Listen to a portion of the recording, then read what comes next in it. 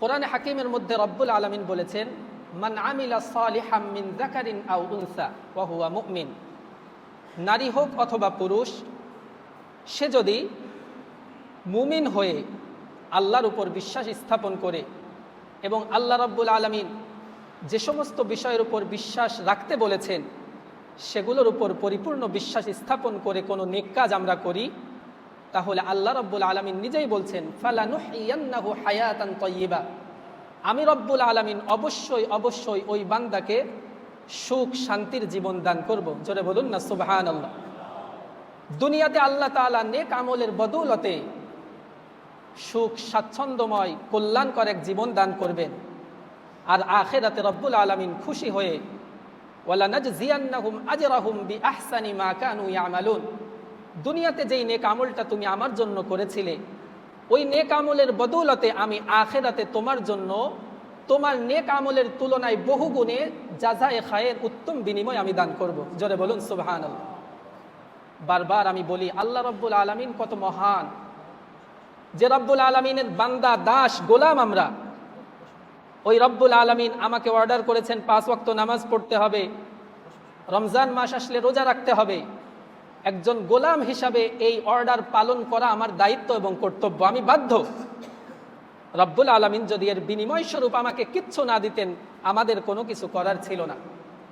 তারপরেও রব্বুল আলামিন রহমান রাহিম, তিনি দুনিয়াতে নেক আমলের বিনিময়ে আমাকে স্বাচ্ছন্দ্য জীবনযাপন দান করবেন বলে ওয়াদা করেছেন, সাথে সাথে আখিরাতে এই আমলের বিনিময়ে বহু গুণে উত্তম বিনিময় আল্লাহ তাআলা ব্যবস্থা করে রেখেছেন। জোরে বলুন সুবহানাল্লাহ। সম্মানিত হাজিরিন, আমরা যে নেক আমলগুলো করি এটা কবুল হলো কিনা তার আলামত তো আমরা শুনবো, কিন্তু আগে জানতে হবে আমার কোনো নেক আমল আল্লাহর দরবারে কবুল হওয়ার জন্য কি শর্ত দিয়েছিলেন। কোরআন এবং হাদিস ঘাটাঘাটি করলে কোনো নেক আমল কবুল হওয়ার জন্য শর্ত 3টা। 1 নম্বর শর্ত হলো আমার আপনার ঈমান থাকতে হবে। দুনিয়াতে আপনি দেখবেন বিশেষ করে যারা খ্রিস্টান ধর্মের অনুসারী, এদের মধ্যে এমন অনেক মানুষ আছে, বড় বড় বিজনেসম্যান আছে, অনেক টাকা পয়সাওয়ালা লোক আছে খ্রিস্টান ধর্মের, তারা শুধু ধর্মের প্রচার প্রচারণার জন্য তাদের 50% আরও বেশি সম্পদ বিলিয়ে দেয়। এবং আমাদের সমাজে আমরা যদি দেশে লক্ষ্য করি, অনেক এমন অমুসলিমরা আছে যারাও কিন্তু মানুষের কল্যাণের জন্য কাজ করে থাকে। কিন্তু আল্লাহ রব্বুল আলামিনের একটা কন্ডিশন হচ্ছে, নেক আমলের প্রতিদান কিয়ামতের দিন যদি আপনাকে পেতে হয় তাহলে অবশ্যই অবশ্যই এক আল্লাহর প্রতি আপনার বিশ্বাস থাকতে হবে। আর দুনিয়াতে যারা এক আল্লাহর প্রতি বিশ্বাস স্থাপন করে না কিন্তু ভালো কাজ করে, আল্লাহ তাআলা তাদের জন্য দুনিয়াতে কোনো প্রতিদান দিয়ে সেই ঋণ শোধ করে দেন। এটা হলো আল্লাহ তাআলার একটা মুআমালা, সুন্নাহ, এটা আল্লাহ তাআলার একটা সিস্টেম। সেজন্য আমি আপনি নেক আমলের প্রতিদান দুনিয়াতে পাবো, সাথে সাথে আখিরাতেও পাবো। আর যারা অমুসলিম তাদের নেক আমলের ভালো কাজের প্রতিদান দুনিয়াতে তারা যে কোনোভাবে পেয়ে যাবে।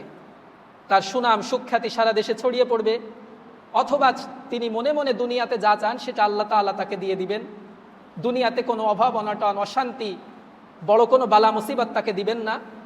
এই সব কিছু দিয়ে আল্লাহ তাআলা মুসলিমদের ভালো কাজের প্রতিদান দুনিয়াতে দিয়ে দিবেন। আর শুধুমাত্র ঈমানদার ব্যক্তিদের প্রতিদান দুনিয়াতেও দিবেন কিছু না কিছু, আর আখিরাতের জন্য আল্লাহ তাআলা জমা করে রাখবেন। তাহলে আমরা জানলাম, আমি যে আয়াতখানা তেলাওয়াত করেছি আয়াতের মধ্যে আল্লাহ রাব্বুল আলামিন বলেছেন, মান আমিলা সালিহাম মিন যাকারিন আও উনসা ওয়া হুয়া মুমিন।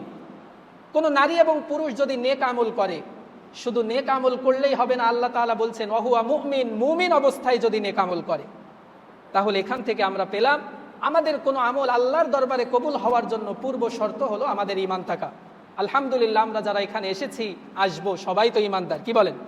তাহলে আমরা ধরে নিতে পারি আমাদের আমল কবুলের প্রথম যে কন্ডিশন ছিল ঈমান থাকা, সেটা আমরা 100তে 100 পেয়েছি।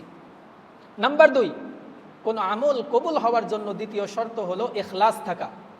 ইখলাস মানে কি? শুধুমাত্র কোনো একটা ভালো কাজ আল্লাহর জন্য করা, দুনিয়ার অন্য কোনো চাহিদার জন্য না, অন্য কোনো উদ্দেশ্যে না।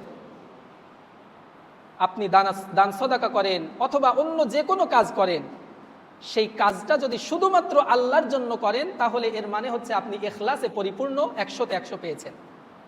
আর যদি আপনার ন্যূনতম কোনো দুনিয়ার আশা আকাঙ্ক্ষা থাকে, অন্য কোনো উদ্দেশ্য থাকে, তাহলে আপনি ওই আমলটা যত সুন্দর করেই করেন সেটা আল্লাহর দরবারে কবুল হওয়ার কোনো চান্স নেই।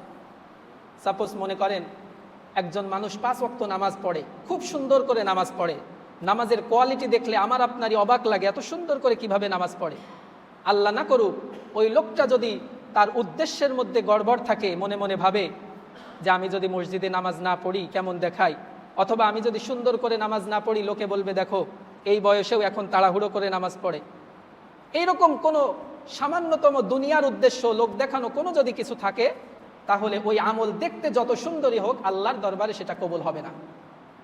তাহলে আমরা রমাদানুল মুবারকে যে রোজা রেখেছিলাম, তারাবি পড়েছিলাম, আরও যত নেক আমল করেছি, আমাকে খোঁজ নিতে হবে সেগুলো কি একমাত্র আল্লাহর জন্য ছিল নাকি আমার দুনিয়ার কোনো উদ্দেশ্য ছিল।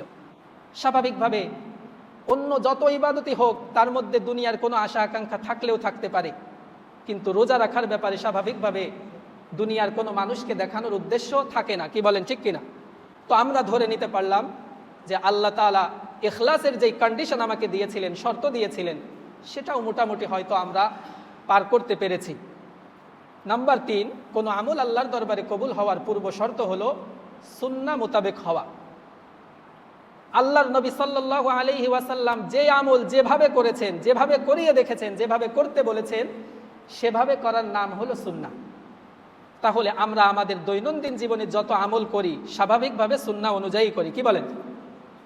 কেউ যদি ফজরের সুন্নাত কয় রাকাত? 2 রাকাত। একজন মনে করলো নামাজি তো 2 রাকাতের জায়গায় 4 রাকাত পড়ি, হবে? সুন্নাহ অনুযায়ী হবে না। আমলের পরিমাণ যত বেশি হোক, আমলের কোয়ালিটি যত বেশি হোক, আপনি যদি আল্লাহর নবীর সুন্নাহ অনুযায়ী না করতে পারেন তাহলে সে আমল আল্লাহর দরবারে কবুল হওয়ার কোনো চান্স থাকবে না। তাহলে আমল কবুল হওয়ার পূর্ব শর্ত 3টা: 1, ঈমান থাকা; 2 নাম্বার ইখলাস থাকা; 3 নাম্বার আমলটা সুন্নাহ অনুযায়ী হওয়া। এই 3টা কারো যদি ঠিক থাকে তাহলে মোটামুটি ধরে নেওয়া যায় আল্লাহ তাআলা আমার আমলকে কবুল করার সিরিয়ালে নেবেন, কবুল করার সিরিয়াল পর্যন্ত আমাকে নেবেন। তারপরে আমাকে দেখতে হবে পরবর্তী অবস্থা দেখে যে আসলেই প্রকৃতপক্ষে আমার আমল কবুল হচ্ছে কিনা। এর জন্য কোরআন এবং হাদিস থেকে ঘাটাঘাটি করলে মোটামুটি 4 থেকে 5টা আলামত আমরা পাই। এই বাস্তব আলামতগুলো আমরা আমাদের জীবনে মিলাইয়ে দেখব যে এগুলো আমার সাথে ঘটছে কিনা। তো আমার আমল যা আমি করলাম ইতিপূর্বে, এখনও যা করছি, এগুলো আল্লাহর দরবারে কবুল হচ্ছে কিনা। এর 1 নাম্বার আলামত হলো জিয়াদাতুত তাআত। দিন দিন আপনার আমলের কোয়ান্টিটি, পরিমাণ বাড়তে থাকবে। আপনি শুধু মনে করেন, আমরা অনেক মানুষ এমন আছি শুধুমাত্র 2 রাকাত নামাজ পড়া, মাসে একটা রোজা রাখা, এগুলোকে নেক আমল মনে করি। এগুলো তো অবশ্যই নেক আমল, কিন্তু আরো বড় একটা নেক আমল আছে যেটাকে আমরা নেক আমল মনে করি না, সেটা হলো গুনাহ বর্জন করা। মনে করেন রমাদানুল মুবারক আসার আগে আপনি 10টা গুনাহের সাথে সম্পৃক্ত ছিলেন। রমাদানুল মুবারকে 30টা রোজা রাখার পরে আস্তে আস্তে আপনি এখন মনে করেন 8টা গুনাহের সাথে সম্পৃক্ত আছেন। তার মানে কি 2টা আপনি ছাড়তে পেরেছেন। এই 2টা ছাড়া মানে আপনি নেক আমলে আগাচ্ছেন। নেক আমল ছেড়ে, গুনাহের কাজ ছেড়ে দেওয়া, এটা সব থেকে বড় নেক আমল। তার মানে আপনি প্রতিদিন আগে গতকালকে 2 রাকাত নফল নামাজ পড়েছেন, আজকে 4 রাকাত পড়তে পারেন নাই, তার মানে কি আপনার আমল কবুল হচ্ছে না? বিষয়টা এমন না।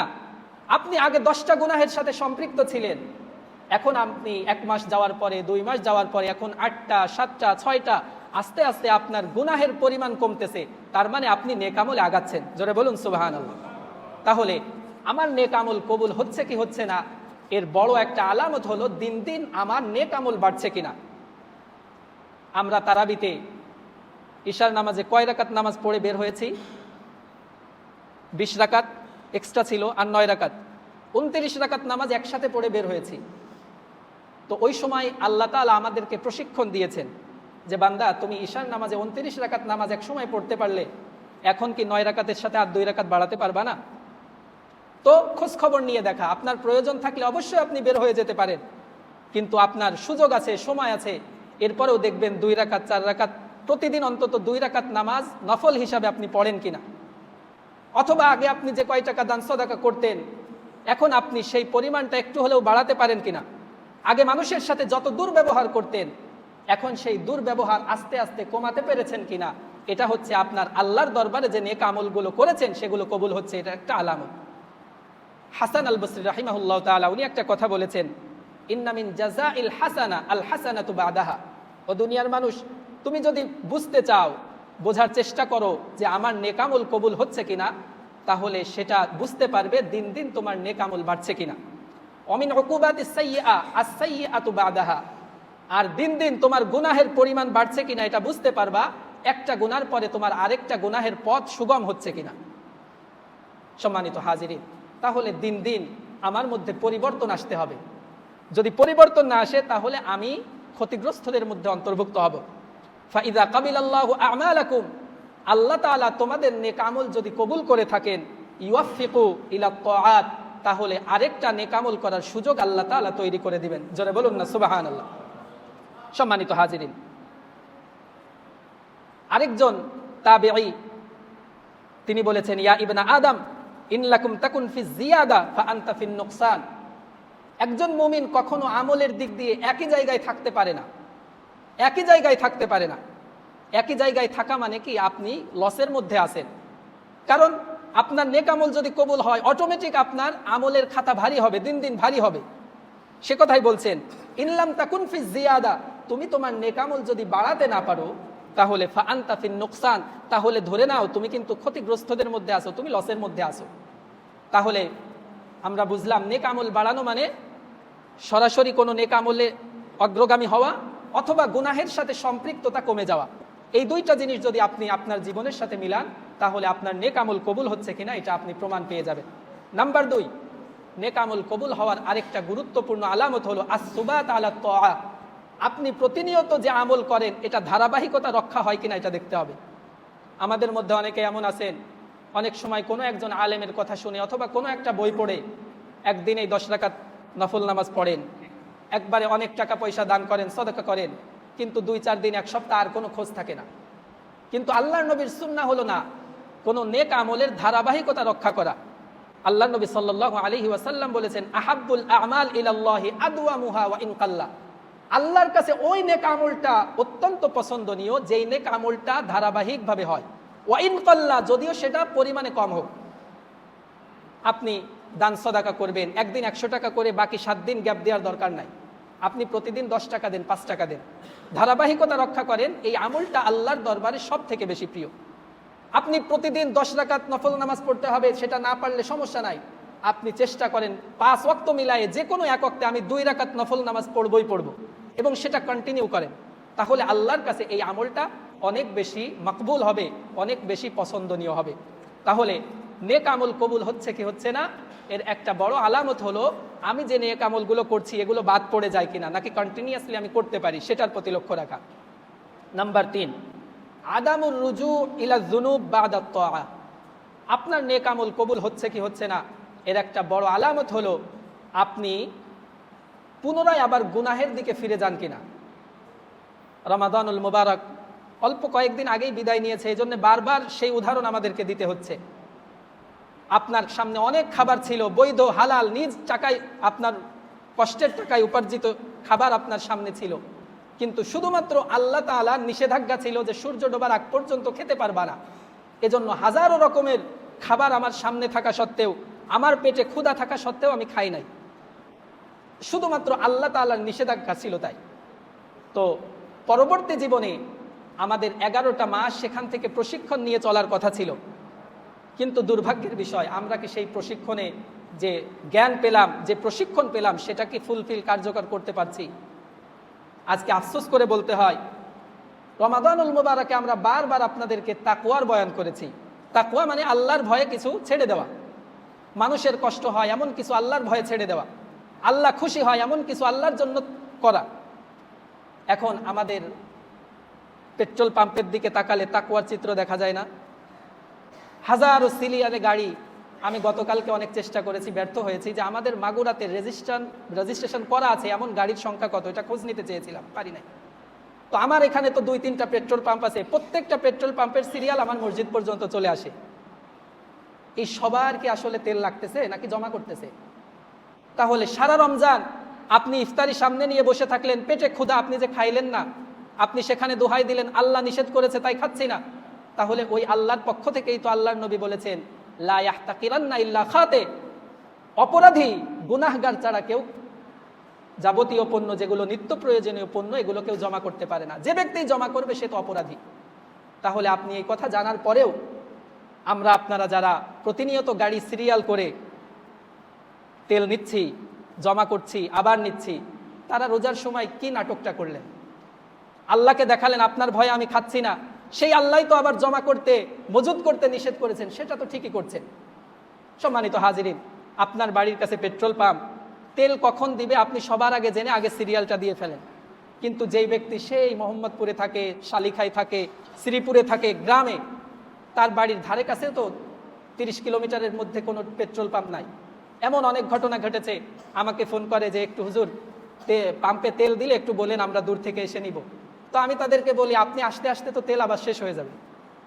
তাহলে শুধুমাত্র আল্লাহকে সন্তুষ্ট করার জন্য, মানুষকে কষ্ট থেকে বাঁচানোর জন্য আপনি আমি যদি এই তেল নেওয়া বন্ধ করি, যার যতটুকু প্রয়োজন ততটুকু নিয়ে ক্ষান্ত থাকি, আপনি 1000 কোটি টাকা দান করে যেই সওয়াব পেতেন, এটা থেকে তার থেকে বেশি সওয়াব পাবেন।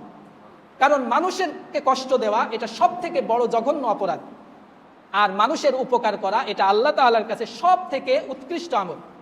আল্লাহ নবী সাল্লাল্লাহু আলাইহি ওয়াসাল্লাম বলেছেন, আহাব্বুন নাস ইলাল্লাহ আনফাউহুম লিন্নাস, মানুষের মধ্যে সর্বোত্তম মানুষ ওই লোকটা যেই লোকটা মানুষের উপকার করে।